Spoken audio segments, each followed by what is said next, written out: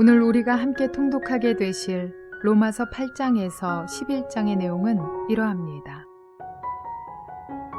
예수 그리스도 안에 있는 그리스도인들에게는 모든 사망의 법으로부터의 자유가 보장되어 있습니다. 죄와 죽음과 사망의 멍에에서 해방시키는 자유의 영은 우리를 구원하시는 하나님의 성령이십니다. 그리스도인의 가장 큰 특권은 성령께서 함께 하신다는 것입니다. 성령께서 하나님의 아들로 인침받은 우리를 위해 끊임없이 중보해 주시기 때문입니다. 죄로부터 그리고 사망으로부터 율법으로부터 자유하게 하시는 성령의 능력을 받은 바울은 하나님의 놀라운 사랑이 그의 택하신 백성들에게 결코 끊어질 수 없음을 찬양합니다. 하지만 이 확신을 가슴에 담고 풍성한 삶을 살아가는 바울에게도 큰 고민이 있었습니다. 이방인의 사도로 활동한 바울의 마음에는 이방인에게 복음을 전하려는 마음과 아울러 자기 민족 유대인들이 그리스도의 풍성한 은혜를 누릴 수 있기를 바라는 마음이 간절했기 때문입니다. 바울은 그가 아무리 예수 그리스도를 마음으로 믿고 입으로 시인하여 사람이 구원을 얻는 진리를 전하여도 도무지 복음을 받아들이지 않는 유대인들로 인해 마음이 무척 답답했을 것입니다. 하지만 바울의 마음 깊은 곳에 있는 그 답답한 마음은 곧 하나님을 향한 찬양으로 이어집니다. 바울은 하나님의 자비하심이 높고 깊고 웅장하다는 사실을 깨닫게 됩니다. 그는 하나님께서 그의 백성을 버리신 것이 아니라 구원받을 자를 남겨두셨다고 로마서 11장에서 말하고 있습니다. 하나님을 거절하고 불순종한 이스라엘을 여전히 사랑하셔서 구원의 역사를 이어가시는 것입니다. 이러한 내용들을 기억하셔서 통독에 도움이 되시기를 바랍니다. 로마서 8장. 그러므로 그리스도 예수 안에 있는 사람들은 정죄를 받지 않습니다. 그것은 그리스도 예수 안에서 생명을 누리게 하는 성령의 법이 당신을 죄와 죽음의 법에서 해방하여 주었기 때문입니다. 육신으로 말미암아 율법이 미약해져서 해낼 수 없었던 그 일을 하나님께서 해결하셨습니다. 곧 하나님께서는 자기의 아들을 죄된 육신을 지닌 모습으로 보내셔서 죄를 없애시려고 그 육신에다가 죄의 선고를 내리셨습니다. 그것은 육신을 따라 살지 않고 성령을 따라 사는 우리가 율법이 요구하는 바를 이루게 하시려는 것입니다. 육신을 따라 사는 사람은 육신에 속한 것을 생각하나 성령을 따라 사는 사람은 성령에 속한 것을 생각합니다. 육신에 속한 생각은 죽음입니다. 그러나 성령에 속한 생각은 생명과 평화입니다. 육신에 속한 생각은 하나님께 품는 적대감입니다. 그것은 하나님의 법을 따르지 않으며 또 복종할 수도 없습니다. 육신에 매인 사람은 하나님을 기쁘게 해드릴 수 없습니다. 그러나 하나님의 영이 여러분 안에 살아계시면 여러분은 육신 안에 있지 않고 성령 안에 있습니다. 누구든지 그리스도의 영이 없으면 그리스도의 사람이 아닙니다. 또한 그리스도께서 여러분 안에 살아계시면 여러분의 몸은 죄 때문에 죽은 것이지만 영은 의 때문에 생명을 얻습니다. 예수를 죽은 사람들 가운데서 살리신 분의 영이 여러분 안에 살아계시면 그리스도를 죽은 사람들 가운데서 살리신 분께서 여러분 안에 계신 자기의 영으로 여러분의 죽을 몸도 살리실 것입니다. 그러므로 형제자매 여러분, 우리는 빚을 지고 사는 사람들이지만 육신의 빚을 진 것이 아닙니다. 우리는 육신을 따라 살아야 할 존재가 아닙니다. 여러분이 육신을 따라 살면 죽을 것입니다. 그러나 여러분이 성령으로 몸의 행실을 죽이면 살 것입니다. 하나님의 영으로 인도함을 받는 사람은 누구나 다 하나님의 자녀입니다. 여러분은 또다시 두려움에 빠뜨리는 종살이의 영을 받은 것이 아니라 자녀로 삼으시는 영을 받았습니다. 그래서 우리는 그 영으로 하나님을 아빠 아버지라고 부릅니다. 바로 그때 그 성령이 우리의 영과 함께 우리가 하나님의 자녀임을 증언하십니다. 자녀이면 상속자이기도 합니다. 우리가 그리스도와 함께 영광을 받으려고 그와 함께 고난을 받으면 우리는 하나님이 정하신 상속자요 그리스도와 더불어 공동 상속자입니다.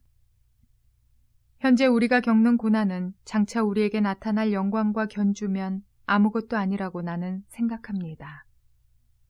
피조물은 하나님의 자녀들이 나타나기를 간절히 기다리고 있습니다. 피조물이 허무에 굴복했지만 그것은 자의로 그렇게 한 것이 아니라 굴복하게 하신 그분이 그렇게 하신 것입니다. 그러나 소망은 남아 있습니다. 그것은 곧 피조물도 썩어짐의 종살이에서 해방되어서 하나님의 자녀가 누릴 영광된 자유를 얻으리라는 것입니다. 모든 피조물이 이제까지 함께 신음하며 함께 해산의 고통을 겪고 있다는 것을 우리는 압니다. 그뿐만 아니라 첫 열매로서 성령을 받은 우리도 자녀로 삼아 주실 것을 곧 우리 몸을 속량하여 주실 것을 고대하면서 속으로 신음하고 있습니다. 우리는 이 소망으로 구원을 얻었습니다. 눈에 보이는 소망은 소망이 아닙니다. 보이는 것을 누가 바라겠습니까? 그러나 우리가 보이지 않는 것을 바라면 참으면서 기다려야 합니다. 이와 같이 성령께서도 우리의 약함을 도와주십니다. 우리는 어떻게 기도해야 할지도 알지 못하지만 성령께서 친히 이루 다 말할 수 없는 탄식으로 우리를 대신하여 간구하여 주십니다.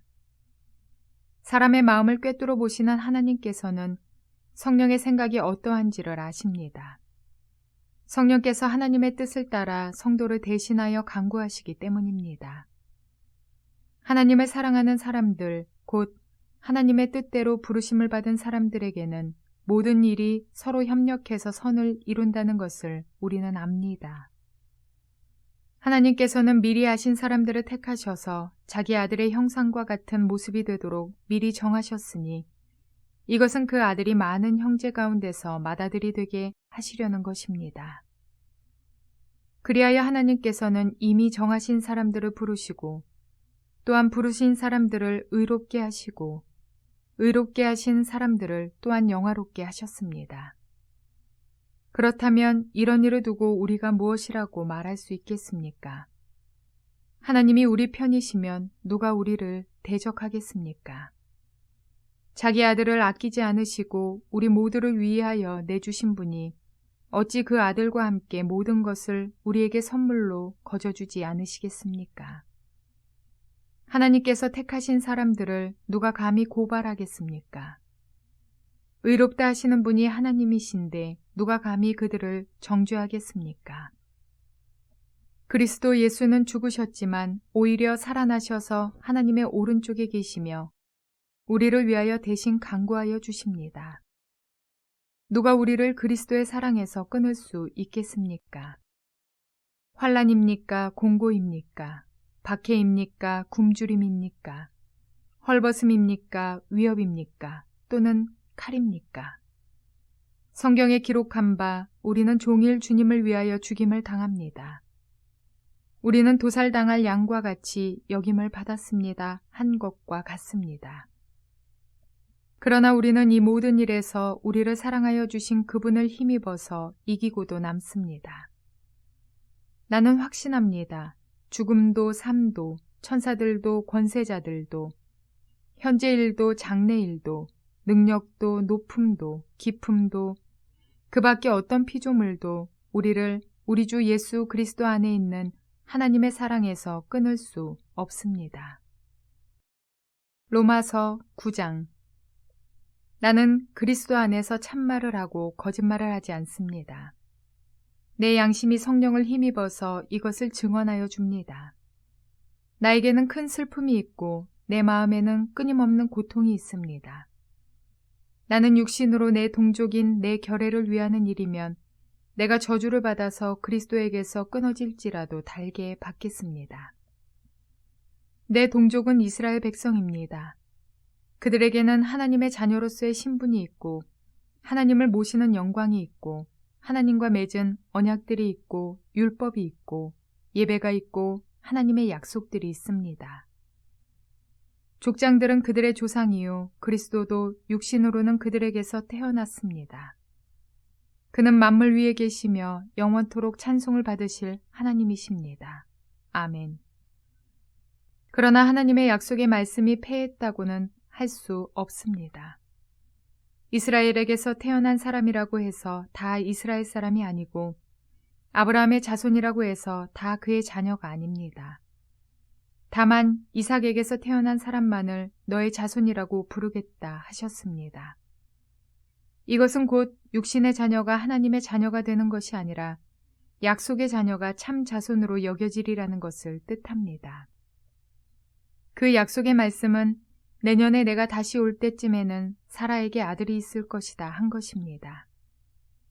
그뿐만 아니라 리브가도 우리 조상 이삭 한 사람에게서 쌍둥이 아들을 수태하였는데 그들이 태어나기도 전에 무슨 선이나 악을 행하기도 전에 택하심이라는 원리를 따라 세우신 하나님의 계획이 살아있게 하시려고 또 이러한 일이 사람의 행위에 근거하는 것이 아니라 부르시는 분께 달려있음을 나타내시려고 하나님께서 리브가에게 말씀하시기를 형이 동생을 섬길 것이다 하셨습니다. 이것은 성경에 기록한 바 내가 야곱을 사랑하고 에서를 미워하였다 한 것과 같습니다. 그러면 우리가 무엇이라고 말을 해야 하겠습니까? 하나님이 불공평하신 분이라는 말입니까? 그럴 수 없습니다. 하나님께서 모세에게 말씀하시기를 내가 긍휼히 여길 사람을 긍휼히 여기고 불쌍히 여길 사람을 불쌍히 여기겠다 하셨습니다. 그러므로 그것은 사람의 의지나 노력에 달려있는 것이 아니라 하나님의 자비에 달려 있습니다. 그래서 성경에 바로를 두고 말씀하시기를 내가 이 일을 하려고 너를 세웠다. 곧 너로 말미암아 내 능력을 나타내고 내 이름을 온 땅에 전파하게 하려는 것이다 하셨습니다. 그러므로 하나님께서는 긍휼히 여기시고자 하는 사람을 긍휼히 여기시고 완악하게 하시고자 하는 사람을 완악하게 하십니다. 그러면 그대는 내게 이렇게 말할 것입니다. 그렇다면 어찌하여 하나님께서는 사람을 책망하시는가? 누가 하나님의 뜻을 거역할 수 있다는 말인가? 오 사람아, 그대가 무엇이기에 하나님께 감히 말대답을 합니까? 만들어진 것이 만드신 분에게 어찌하여 나를 이렇게 만들었습니까? 하고 말할 수 있습니까? 토기장이에게 흙 한 덩이를 둘로 나누어서 하나는 귀한 데 쓸 그릇을 만들고 하나는 천한 데 쓸 그릇을 만들 권리가 없겠습니까? 하나님께서 하신 일도 마찬가지입니다. 하나님께서 진노하심을 보이시고 권능을 알리시기를 원하시면서도 멸망받게 되어 있는 진노의 대상들에 대하여 꾸준히 참으시면서 너그럽게 대해주시고 영광을 받도록 예비하신 자들의 대상들에 대하여 자기의 풍성하신 영광을 알리시고자 하셨더라도 어떻다는 말입니까? 하나님께서는 우리를 부르시되 유대 사람 가운데서만이 아니라 이방 사람 가운데서도 부르셨습니다. 그것은 하나님이 호세아의 글 속에서 하신 말씀과 같습니다. 나는 내 백성이 아닌 사람을 내 백성이라고 하겠다. 내가 사랑하지 않던 백성을 사랑하는 백성이라고 하겠다. 너희는 내 백성이 아니다 하고 말씀하신 그곳에서 그들은 살아계신 하나님의 자녀라고 일컬음을 받을 것이다. 그리고 또 이사야는 이스라엘을 두고 이렇게 외쳤습니다. 이스라엘 자손의 수가 바다의 모래와 같이 많을지라도 남은 사람만이 구원을 얻을 것이다. 주님께서는 그 말씀하신 것을 온전히 그리고 조속히 온 땅에서 이루실 것이다. 그것은 또한 이사야가 미리 말한 바 만군의 주님께서 우리에게 씨를 남겨주지 않으셨더라면 우리는 소돔과 같이 되고 고모라와 같이 되었을 것이다 한 것과 같습니다. 그러면 우리가 무엇이라고 말해야 하겠습니까? 의를 추구하지 않은 이방 사람들이 의를 얻었습니다. 그것은 믿음에서 난 의입니다. 그런데 이스라엘은 의의 율법을 추구하였지만 그 율법에 이르지 못하였습니다. 어찌하여 그렇게 되었습니까? 그들은 믿음에 근거하여 의에 이르려고 한 것이 아니라 행위에 근거하여 의에 이르려고 했기 때문입니다. 그들은 걸림돌에 걸려 넘어진 것입니다. 그것은 성경에 기록한 바와 같습니다. 보아라, 내가 시온에 부딪히는 돌과 걸려 넘어지게 하는 바위를 둔다. 그러나 그를 믿는 사람은 부끄러움을 당하지 않을 것이다. 로마서 10장. 형제자매 여러분, 내 마음의 간절한 소원과 내 동족을 위하여 하나님께 드리는 내 기도의 내용은 그들이 구원을 얻는 일입니다. 나는 증언합니다. 그들은 하나님을 섬기는 데 열성이 있습니다. 그러나 그 열성은 올바른 지식에서 생긴 것이 아닙니다. 그들은 하나님의 의를 알지 못하고 자기 자신들의 의를 세우려고 힘을 씀으로써 하나님의 의에는 복종하지 않게 되었습니다. 그러므로 그리스도는 율법의 끝마침이 되셔서 모든 믿는 사람에게 의가 되어 주셨습니다. 모세는 율법에 근거한 의를 두고 기록하기를 율법을 행한 사람은 그것으로 살 것이다 하였습니다. 그러나 믿음에 근거한 의를 두고는 이렇게 말합니다. 너는 마음속으로 누가 하늘에 올라갈 것이냐 하고 말하지 말아라. 그것은 그리스도를 끌어내리는 것입니다. 또 누가 지옥에 내려갈 것이냐 하고 말하지도 말아라. 그것은 그리스도를 죽은 사람들 가운데서 끌어올리는 것입니다. 그러면 그것은 무엇을 뜻합니까? 하나님의 말씀은 네게 가까이 있다, 네 입에 있고 네 마음에 있다 하는 말씀이 있습니다. 이것은 우리가 전파하는 믿음의 말씀입니다.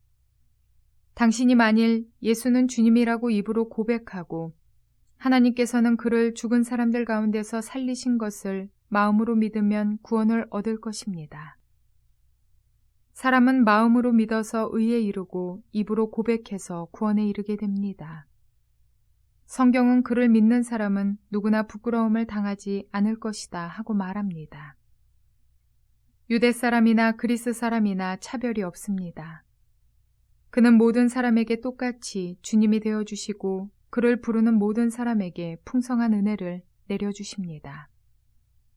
주님의 이름을 부르는 사람은 누구든지 구원을 얻을 것입니다. 그런데 사람들은 자기들이 믿은 적이 없는 분을 어떻게 부를 수 있겠습니까? 또 들은 적이 없는 분을 어떻게 믿을 수 있겠습니까? 선포하는 사람이 없으면 어떻게 들을 수 있겠습니까? 보내심을 받지 않았는데 어떻게 선포할 수 있겠습니까? 성경에 기록한 바 기쁜 소식을 전하는 이들의 발걸음이 얼마나 아름다우냐 한 것과 같습니다. 그러나 모든 사람이 다 복음에 순종한 것은 아닙니다. 이사야는 주님, 우리가 전하는 소식을 누가 믿었습니까? 하고 말하였습니다.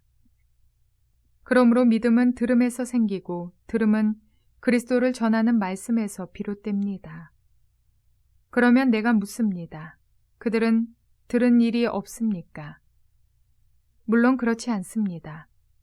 성경 말씀에 그들의 목소리가 온 땅에 퍼지고 그들의 말이 땅 끝까지 퍼졌다 하였습니다. 내가 다시 묻습니다. 이스라엘이 알지 못하였습니까? 이에 대하여 하나님께서 먼저 모세를 통하여 이렇게 말씀하셨습니다. 나는 내 백성이 아닌 사람들로 너희의 질투심을 일으키고 미련한 백성들로 너희의 분노를 자아내겠다. 또한 이사야는 매우 담대하게 이렇게 말씀을 전하였습니다. 나를 찾지 않는 사람들을 내가 만나주고 나를 구하지 않는 사람들에게 내가 나타났다. 또한 이사야는 하나님께서 이스라엘을 보고 복종하지 않고 거역하는 백성에게 나는 온종일 내 손을 내밀었다 하신 말씀을 선포하였습니다. 로마서 11장. 그러면 내가 묻습니다. 하나님께서 자기 백성을 버리신 것은 아닙니까? 그럴 수 없습니다. 나도 이스라엘 사람이요 아브라함의 후손이요 베냐민 지파에 속한 사람입니다. 하나님께서는 미리 아신 자기 백성을 버리지 않으셨습니다. 여러분은 성경이 엘리야를 두고 하신 말씀을 알지 못합니까? 그가 이스라엘을 고발하여 하나님께 이렇게 호소하였습니다. 주님, 그들은 주님의 예언자들을 죽이고 주님의 제단들을 헐어버렸습니다. 남은 것은 나 혼자밖에 없는데 그들은 내 목숨마저 찾고 있습니다. 그런데 하나님께서는 그에게 어떻게 대답하셨습니까? 내가 바알에게 무릎을 꿇지 않은 사람 7,000명을 내 앞에 남겨두었다 하셨습니다. 이와 같이 지금 이 시기에도 은혜로 택하심을 입은 사람들이 남아 있습니다. 은혜로 된 것이면 행위에 근거한 것이 아닙니다. 그렇지 않으면 그 은혜는 이미 은혜가 아닙니다. 그러면 무슨 결과가 생겼습니까? 이스라엘 백성은 찾던 것을 얻지 못하였지만 택하심을 받은 사람들은 그것을 얻었습니다. 그리고 그 나머지 사람들은 완고해졌습니다. 성경에 이렇게 기록한 바와 같습니다. 하나님께서 그들에게는 혼미한 영을 주셨으니 오늘까지 그들은 눈이 있어도 보지 못하고 귀가 있어도 듣지 못한다. 다윗도 다음과 같이 말하였습니다. 그들의 밥상이 그들에게 올무가 되고 덫이 되게 하여 주십시오. 그들이 걸려 넘어지고 보복을 받게 하여 주십시오. 그들의 눈이 어두워져서 보지 못하게 되도록 하여 주십시오. 그들의 등이 언제나 굽어있게 하여 주십시오. 그러면 내가 묻습니다. 이스라엘이 걸려 넘어져서 완전히 쓰러져 망하게끔 되었습니까? 그럴 수 없습니다. 그들의 허물 때문에 구원이 이방 사람에게 이르렀는데 이것은 이스라엘에게 질투하는 마음이 일어나게 하려는 것입니다. 이스라엘의 허물이 세상의 부요함이 되고 이스라엘의 실패가 이방 사람의 부요함이 되었다면 이스라엘 전체가 바로 설 때에는 그 복이 얼마나 더 엄청나겠습니까? 이제 나는 이방 사람인 여러분에게 말합니다. 내가 이방 사람에게 보내심을 받은 사도이니만큼 나는 내 직분을 영광스럽게 생각합니다. 나는 아무쪼록 내 동족에게 질투심을 일으켜서 그 가운데서 몇 사람만이라도 구원하고 싶습니다. 하나님께서 그들을 버리심이 세상과의 화해를 이루는 것이라면 그들을 받아들이심은 죽은 사람들 가운데서 살아나는 삶을 주심이 아니고 무엇이겠습니까? 만물로 바치는 빵 반죽 덩이가 거룩하면 남은 온 덩이도 그러하고 뿌리가 거룩하면 가지도 그러합니다. 그런데 참 올리브나무 가지들 가운데서 얼마를 잘라내시고서 그 자리에다가 돌 올리브나무인 그대를 접붙여 주셨기 때문에 그대가 참 올리브나무의 뿌리에서 올라오는 양분을 함께 받게 된 것이면 그대는 본래의 가지들을 향하여 우쭐대지 말아야 합니다. 비록 그대가 우쭐댈지라도 그대가 뿌리를 지탱하는 것이 아니라 뿌리가 그대를 지탱한다는 것을 명심해야 합니다. 그러므로 본래의 가지가 잘려나간 것은 그 자리에 내가 접붙임을 받게 하시려는 것이었다 하고 그대는 말해야 할 것입니다. 옳습니다. 그 가지들이 잘린 것은 믿지 않은 탓이고 그대가 그 자리에 붙어 있는 것은 믿었기 때문입니다. 그러니 교만한 마음을 품지 말고 도리어 두려워하십시오. 하나님께서 본래의 가지들을 아끼지 않으셨으니 접붙은 가지도 아끼지 않으실 것입니다. 그러므로 하나님의 인자하심과 준엄하심을 생각해 보십시오. 하나님은 넘어진 사람들에게는 준엄하십니다. 그러나 그대가 하나님의 인자하심에 머물러 있으면 하나님이 그대에게 인자하게 대하실 것입니다. 그렇지 않으면 그대도 잘릴 것입니다. 그러나 믿지 않았던 탓으로 잘려나갔던 가지들이 믿게 되면 그 가지들도 접붙임을 받게 될 것입니다. 하나님께서는 그들을 다시 접붙이실 수 있습니다. 그대가 본래의 돌 올리브나무에서 잘려서 그 본성을 거슬러 참 올리브나무의 접붙임을 받았다면 본래 붙어 있던 이 가지들이 제 나무에 다시 접붙임을 받는 것이야 얼마나 더 쉬운 일이겠습니까? 형제자매 여러분, 나는 여러분이 이 신비한 비밀을 알기를 바랍니다. 그것은 여러분이 스스로 현명하다고 생각하는 일이 없게 하려는 것입니다. 그 비밀은 이러합니다. 이방 사람의 수가 다 찰 때까지 이스라엘 사람들 가운데서 일부가 완고해진 대로 있으리라는 것과 온 이스라엘이 구원을 받게 되리라는 것입니다. 그것은 성경에 이렇게 기록되어 있는 바와 같습니다.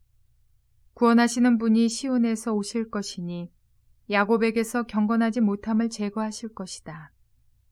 이것은 그들과 나 사이의 언약이니 내가 그들의 죄를 없앨 때에 이루어질 것이다.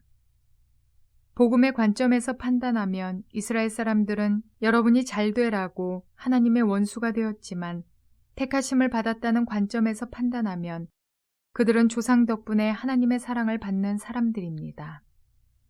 하나님께서 주시는 고마운 선물과 부르심은 철회되지 않습니다. 전에 하나님께 순종하지 않던 여러분이 이제 이스라엘 사람의 불순종 때문에 하나님의 자비를 입게 되었습니다. 이와 같이 지금은 순종하지 않고 있는 이스라엘 사람들도 여러분이 받은 그 자비를 보고 회개하여 마침내는 자비하심을 입게 될 것입니다. 하나님께서 모든 사람을 순종하지 않는 상태에 가두신 것은 그들에게 자비를 베푸시려는 것입니다. 하나님의 부유하심은 어찌 그리 크십니까? 하나님의 지혜와 지식은 어찌 그리 깊고 깊으십니까? 그 어느 누가 하나님의 판단을 헤아려 알 수 있으며 그 어느 누가 하나님의 길을 더듬어 찾을 수 있겠습니까? 누가 주님의 마음을 알았으며 누가 주님의 조언자가 되었습니까? 누가 먼저 무엇을 드렸기에 주님의 답례를 바라겠습니까? 만물이 그에게서 나고 그로 말미암아 있고 그를 위하여 있습니다. 그에게 영광이 세세에 있기를 빕니다. 아멘.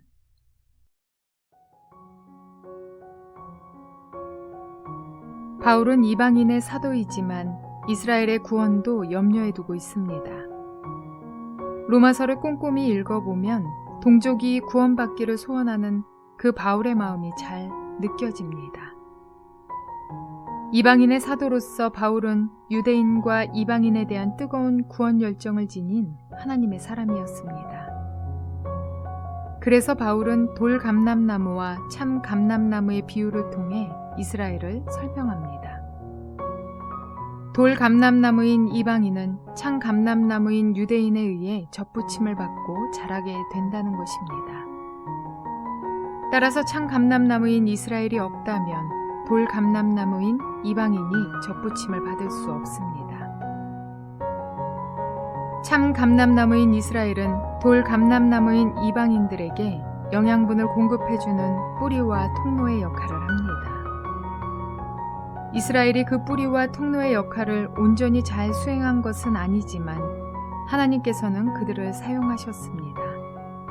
즉, 참 감람나무에 접붙여진 돌 감람나무인 이방인이 구원을 얻게 되고 또한 꺾인 가지인 이스라엘은 이방인이 구원을 얻은 모습을 보고 질투를 느껴 자신들도 새롭게 구원을 얻게 되는 것입니다.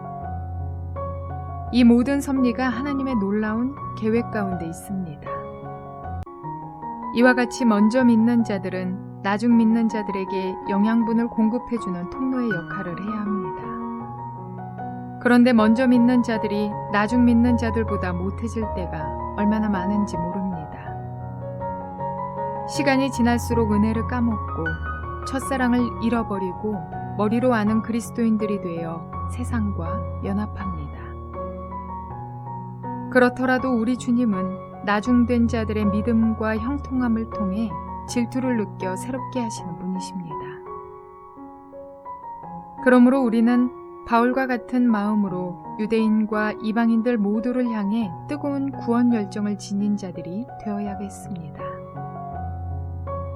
뿐만 아니라 우리 스스로도 그리스도를 소망하며 감사가 넘치는 새로운 삶을 날마다 살아내야겠습니다. 성경은 인간의 절망에 관하여 깊이 있게 이야기합니다. 죄인일 수밖에 없으며 스스로 그 죄의 문제를 해결할 수 없으므로 죽을 수밖에 없는 것이 인간의 절망적 상태입니다. 그러나 우리는 예수님을 통해 진정한 희망에 이를 수 있습니다. 우리 자신의 힘으로는 결코 하나님의 영광에 이를 수 없지만 예수 그리스도의 십자가로 말미암아 우리는 하나님의 자녀가 될 수 있는 놀라운 소망을 가질 수 있습니다. 구원에 감격하며 복음의 열정을 갖게 되는 저와 여러분 모두가 되시기를 주님의 이름으로 축원을 드립니다.